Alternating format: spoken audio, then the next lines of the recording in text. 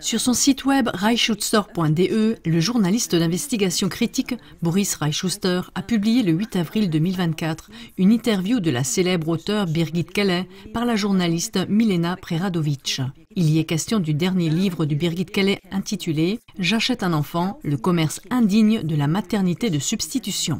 L'entretien porte sur la question de savoir si la maternité de substitution est une situation gagnant-gagnant ou un énorme business dans lequel les femmes et les enfants deviennent des marchandises.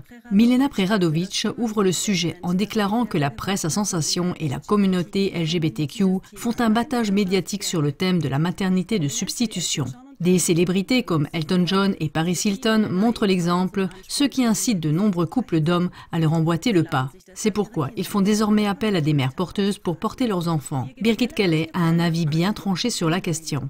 La maternité de substitution est avant tout un trafic d'êtres humains. Les femmes pauvres sont exploitées sans scrupules, les enfants sont produits comme des marchandises.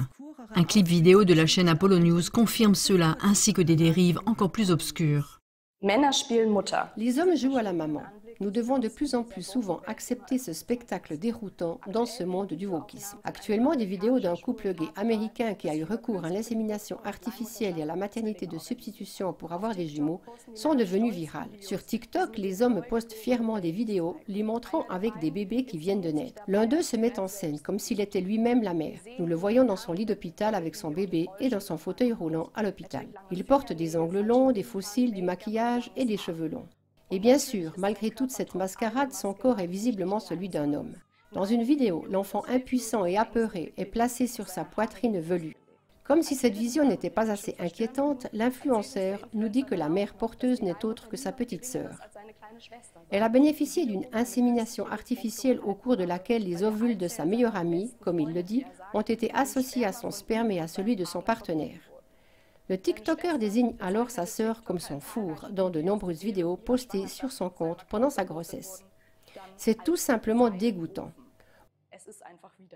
Au nom de la tolérance arc-en-ciel, des enfants sans défense sont utilisés pour attirer l'attention d'hommes qui, loin de se soucier de ce qui serait le mieux pour ces enfants, se contentent de les utiliser comme des accessoires leur permettant d'obtenir des clics. On aimerait bien alerter la protection de l'enfance. Pourtant, la maternité de substitution est légale aux États-Unis, dans de nombreux États. En Allemagne, le gouvernement de coalition a lui aussi tout intérêt à légaliser la maternité de substitution. Chers concitoyens, aussi déroutantes que soient pour la plupart d'entre nous les images que nous venons de voir, elles feront bientôt partie de notre quotidien, à moins que nous ayons le courage de nous lever et d'appeler ces dérives par leur nom.